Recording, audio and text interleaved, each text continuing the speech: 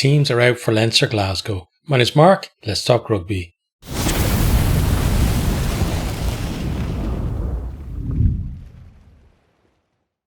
Yeah, so we finally have the teams out for this one. They apparently weren't allowed to announce them, or they didn't announce them until 24 hours before the game, but at least we have them now. We can have a bit of a chat.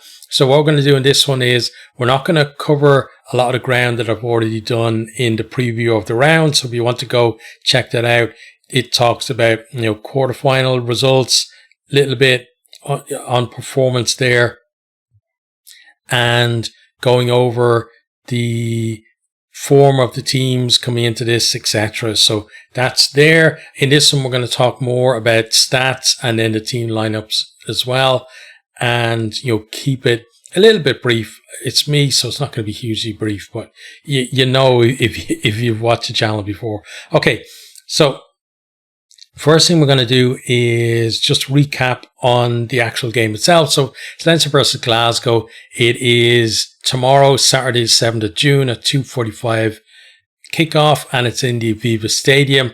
And this is first seed versus fourth seed.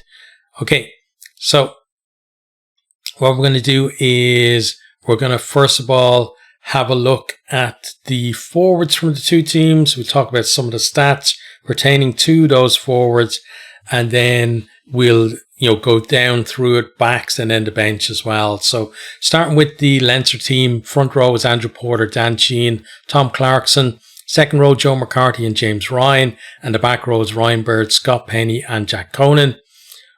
On the Glasgow side then, front row, Jamie Baddy, Gregor Hiddleston, and Finn Richardson. The second row is Alex Samuel, Scott Cummings, and the back row is Ewan Ferry, Rory Darge, and Henko Venter. Okay, so two strong teams. There's obviously players missing on both sides as well there, though, that would have made him stronger if those players were fit and available. I'm thinking of Furlong for Leinster, though he's been in and out recently, Doris, etc. there as well. But Glasgow, they've had a big injury crisis in their forwards as well. And you can see like not their first choice front row there either. So I think in terms of players missing, it's kind of even, I think, between the teams. Luckily for Glasgow, Scott Cummings coming back recently as well. But, if we look at some of the stats that pertain to the, to the pack themselves. So first thing is line-out success. So Leinster this season, 84% in the line-out to 87% for Glasgow. So Glasgow winning that area. They have kind of had not the best line out in the last few rounds though. So that's something definitely from to work on, because, one of the big things for Glasgow, other than, their ability to attack from anywhere in the forwards, it has been their line out catch and driving maul, so close to the line. Absolutely brilliant at it. Got so many variations, and, it's been a good source of tries for them, and the problem obviously is if your lineup isn't working for you, then, you're not going to be able to execute as well as you want. Now, the thing is, Leinster generally don't compete that much on the opposition throw near their own line. They prefer to stay down and try and kill them all at source. So it'll be interesting, the first couple of times that Glasgow get to kick to the corner, how that actually turns out.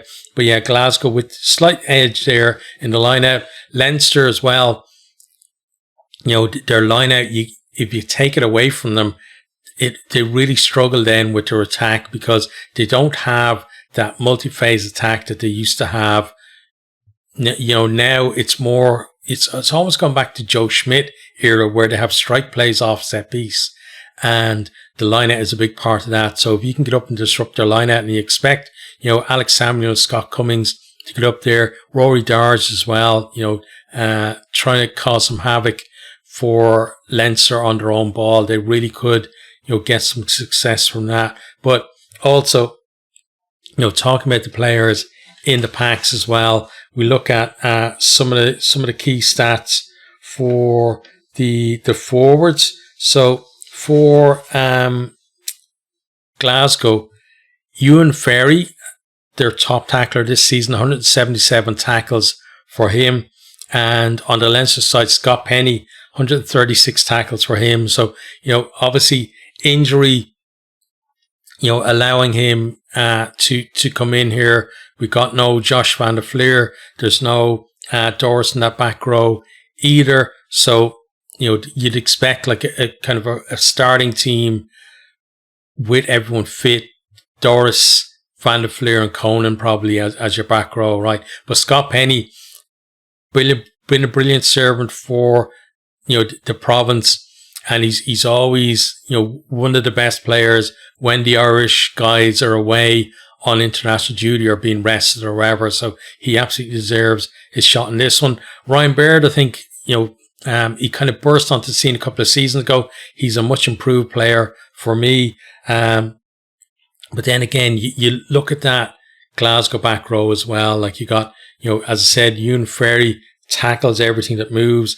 You've also got Henko Venter, who has won the most turnovers for them this year with 9, and Rory Darge, who's, not shy about competing at the breakdown either. So you expect, them to be very competitive at the breakdown. Interestingly enough, Leinster's top turnover, merchant this year isn't even in the 23. Alex Soroka, a young guy or youngish, like he had, completely missed last season with injury. He was starting to break into, the team the year before. Did really well, I thought, down on the tour down to South Africa that year. But, this year, even with injuries, he can't get near the 23, which is disappointing because he's a guy I really like. And I'm hoping next year, he's going to get some more game time in big games. If not, he's another guy that maybe, look at maybe going to one of the other provinces and getting game time there, because he's too good a player, to be kind of waiting for his chance. So we'll see. But will other provinces want to take him on given his injury profile as well? So that would be an interesting one there. But yeah, he's Leinster's top turnover guy. Without him, you'd expect, Penny and Baird to be in there. And Andrew Porter loves to compete at the breakdown as well. But for him, scrum has to go well. And it's interesting that, Leinster have decided to start him because they have in recent times actually, started Boyle, or, previously it would have been Church that they put in there at 1 and then bring Porter on after about 20 or 30 minutes, after kind of the referee has made up his mind in terms of what way the scrums are going, so that he's not kind of getting penalised unfairly for that. So interesting that he's on from the start. Finn Richardson, it's going to be a kind of a tough, like you look at Porter versus Richardson and Clarkson versus Batty. Like Jamie Batty, I really like him as a loose head. So that's going to be a good contest. Then you got Dan Sheehan versus Gregor Hiddleston. So, for Glasgow, like, Johnny Matthews not starting is kind of an interesting one. And we'll see, like it's a bit of a spoiler, but we'll see how he does coming off the bench, because I really like him as a player, and he knows he's very similar to Dan Sheehan in terms of his work around the park, and also his ability at the back of a maul to be able to get over the line, even if the maul gets stalled. So, it's going to be interesting to see that. And Dan Sheehan, for me, I think he's a fantastic player, but I would have him on the bench with Kelleher starting, simply because if you want that impact from the bench, Sheehan's going to give you a lot more than Kelleher. Bringing Kelleher on, again, he's a very good player, but it's, Sheehan, when the game has opened up, in the loose can be absolutely devastating. So the fact that he's probably going to be coming off just as the game begins to break up a little bit is, I guess you probably want though 50, 60 minutes of him on the field anyway. But kind of interesting dynamic there. Then the second rows, you've got like Joe McCarthy and James Ryan. McCarthy, I think, has really improved his carrying game. James Ryan, like a real workhorse of a player, really. Does a lot of unseen things. I think Leinster's breakdown actually go better when he's on the field. So hopefully, as a Leinster fan, that's going to happen. And then, they're up against Samuel and Cummings. Scott Cummings, really like him as a player. And I think together as a partnership there, they go really well. And hopefully for them, the line out is going to come back to the way it was, earlier on in the season as well, with those two in the second row. So let me see. Yeah, I think that's all the forwards stats I have. I'm just checking here. Well, there are some that are on the bench. Actually, no, there's one more actually. Successful carries for Leinster. Jack Conan with the most, with 58. Not really surprised there. The guy loves the carry, and he's very good at getting over the gain line, and very good as well at looking for those offloads. And it's up to the rest of the Leinster team to try and get there to support him, and make sure that it's just not an offload to no one or an offload to a Glasgow player as well. But two strong packs going against each other, even though both have players missing through injury. Onto the backs then. So, on the Leinster side, we got James Gibson-Park and Sam Prendergast as the halfbacks. Then left wing, James Lowe. Centres, Geordie Barrett and Jamie Osborne. And then the right wing is Tommy O'Brien, and the fullback is Jimmy O'Brien. So for Leinster, it means there's no Ringrose in there. We knew that already, but there's no Henshaw and no Keenan at fullback. So of those three, I would say Keenan's going to be the biggest miss, because Jimmy O'Brien is a brilliant player, but Keenan had just that little bit better, a little bit more special, and I feel like he was, this season was one of Leinster's better backs. Last year I wasn't too impressed with him. I felt like he took him time to readjust to the 15s game after being away in Paris for the Olympics with the Sevens, and it took him a while to kind of back it to up to 15's pace. This season though, he was back on it, and seeing him coming more into the line and offering a threat, and he getting over for tries as well. But we'll see how Jimmy O'Brien goes back there. You certainly can't fault his effort, at least. But Keenan being back there just would be a big safety net. On the Glasgow side, then we have halfbacks George Horn and Adam Hastings. Then left wing is Kyle Rowe. Centres, Tom Jordan and Sione Tuipulotu. Then you got Kyle Steyn at right wing and Josh Mackay at full back. So the big name missing there obviously is Jones in the centres. And himself and Tuipulotu as a partnership, just absolutely outstanding. And Tom Jordan, now, not to disparage him because he's filled in really well, and in there as a playmaker as well, brilliant. But having the option of maybe having him at 10 and, Hastings maybe coming off the bench, and then having Jones in there as well, just gives Glasgow an extra dimension. So it's going to, again, a lot of really tough battles on here. And if we look at some of the stats, like a lot of these players are in the stats here as well. So starting with like George Horn, like leading point scorer for Glasgow with 67, also leading try scorer with 8. Then we've got Kyle Steyn, most defenders beaten with 52, and most meters gained with 735, and that's the most of either team as well. Same with defenders beaten, like he's almost double the highest guy on the Leinster side. And then offloads, then Tom Jordan with 17. On the Leinster side, then in terms of the backs here that are in the starting team. We're missing the top try scorer for the year, which is Andrew Osborne, so Jamie's brother. And then we have most clean breaks, 10 for James Lowe. So that's like 10 versus 22 for, who was it? Oh, Sebastian Cancellieri as well, missing for Glasgow. He was their man for making the most clean breaks.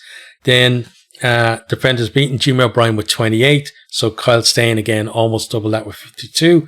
And then most meters gained, Jamie Osborne with 638. Very interesting to see how he goes with Barrett in the midfield, because I think Jamie Osborne, certainly of the players who kind of have broken in over the last kind of year or two, himself and Tommy O'Brien have been the ones that really stood out in terms of carrying the form through. Because you think about, Sam Prendergast there at 10, not, in the best of form at the minute. And I think if there was, another option that wasn't leaving the team at the end of the year, he may not be the starting 10 for this.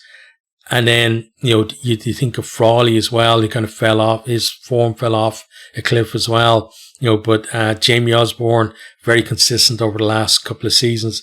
Then I think that's all for the starting backs. It is. Okay, so yeah, those are the two back lines. For me, Glasgow's back line in much better form than Leinster's. Leinster's attack really has stuttered a lot. As I said, Prendergast, part of it's, got to be put on his shoulders, but not all of it, because it's definitely a systematic thing as well, that they're finding very hard to open teams up. They don't have that kind of, multi-option, multi-phase attack that they had before. It's more strike play, learn where you're supposed to be, and, execute it. And if they execute it, they score, rather than, the ball carrier knowing he has, a guy either side, a guy at the back, etc. Every time that they get the ball, they don't have that really anymore. So, and because of that, they rely a lot on the defense, and defense is kind of broken down a little bit. And we actually look at some of the stats from attack and defense here. So let me pull them up. So first of all, in terms of, so clean breaks, Leinster with 146 for the season and 179 for Glasgow. So Glasgow definitely with the edge there. Then offloads, Leinster leading that with 214 to 182, but there's a certain player, you probably know who's miles out in front, and probably why Leinster, are ahead on that one. Tackle success then, Leinster at 78 and Glasgow at 83. 83 very good for the season from Glasgow. Leinster 78. It wasn't too bad when you could kind of excuse it, because they had the rush, and they were also, had that brilliant scramble defense. But recently, the scramble hasn't been that good, and they've been their defensive system has been exposed. Teams that can get to width before that umbrella and then get in behind have been scoring tries too easily for my money against this Leinster team. So, other thing then, points conceded this year, Leinster 256 to 327 for Glasgow, and then points scored 575 to 504. So Leinster with the edge in both of those. Okay, now let's have a look at the benches. So on the Leinster bench, we have Ronan Kelleher, Jack Boyle, Rabah Slimani, Orgy Sneyman, Max Deegan, Luke McGrath, Ross Byrne, and Kieran Frawley. For Glasgow then, it's Johnny Matthews, Rory Sutherland, Sam Talakai, Max Williamson, Jack Mann, Mackenzie Duncan, Stafford McDowell, and Jamie Dobie. So, real impact players on both teams coming off the bench. As I said, Kelleher, I'd probably prefer for, him to start instead of Sheehan in terms of impact off the bench at least. Jack Boyle, I think, would be good. Rabah Slimani has, for my money, been the best signing for Leinster this year of the three big ones. RG Snyman there.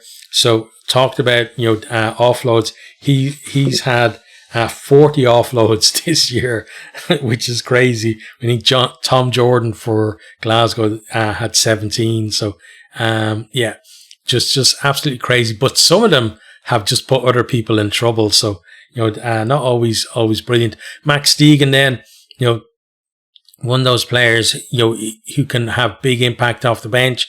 Luke McGrath, I think a bit steady coming off there. Although, he's been a great servant for Leinster for a long time. Same with Ross Byrne, obviously leaving at the end of the season. And again, I think if he wasn't leaving, he'd probably be the starting 10. Honestly, Kieran Frawley, if he had, any kind of form this year as well, he might be in with a shout for starting too.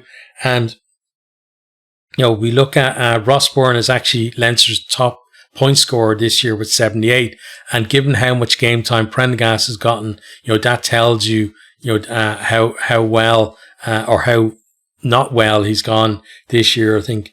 Then for Glasgow, Johnny Matthews has said, great around the park and, knows his way to the try line. Rory Sutherland is just class, as is Talakai there as well. So I think for Glasgow, I would say that's a stronger bench front row than the starting front row. So they may actually take,